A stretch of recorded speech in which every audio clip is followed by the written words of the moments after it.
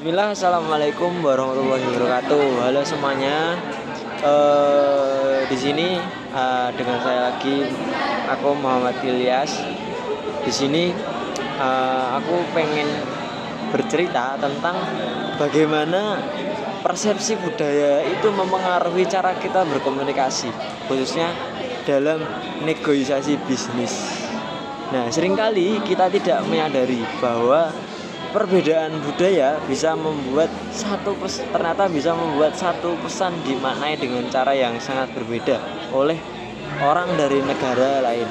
Salah satu teori yang menjelaskan hal ini adalah teori high context dan low context yang dikembangkan oleh Edward T. Hall dalam budaya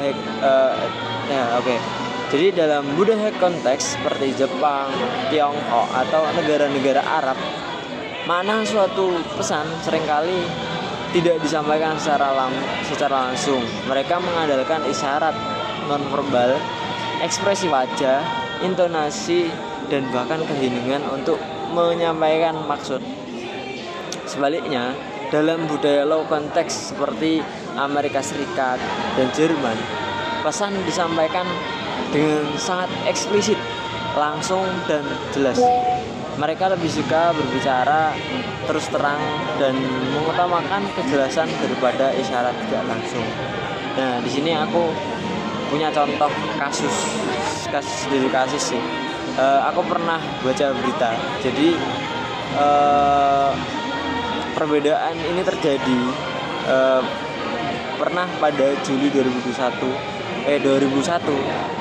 dalam sebuah penelitian yang dipublikasikan oleh Adair Okumura dan Brett dalam Journal of Applied Psychology. Yang studi ini membahas kegagalan negosiasi bisnis antara perusahaan Amerika Serikat yang low context dan perusahaan Jepang yang high context. Masalahnya bukan soal.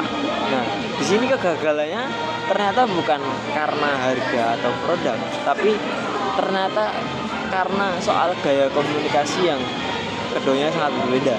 Jadi pihak Amerika yang terbiasa dengan komunikasi low context cenderung berbicara to the point, menginginkan keputusan cepat, dan sering menganggap diamnya orang Jepang sebagai tanda setuju.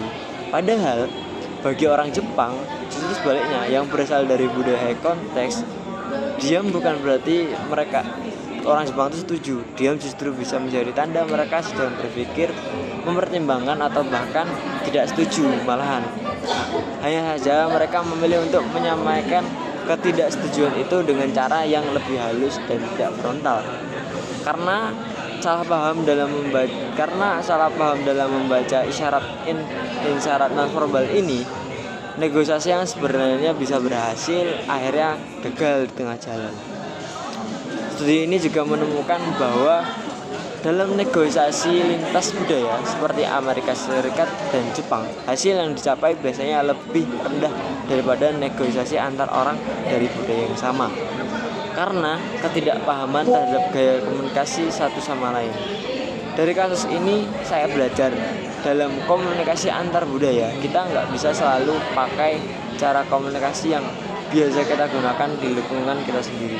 Kalau kita dari budaya low konteks seperti Indonesia atau Amerika, kita perlu belajar lebih peka membaca isyarat nonverbal, memahami keheningan, dan menghormati proses pembangunan hubungan dalam jangka yang lebih panjang pastinya. Kalau kita dari budaya high context, penting juga untuk memberikan kejelasan dalam beberapa poin supaya lawan bicara kita dari budaya yang low context nggak salah paham.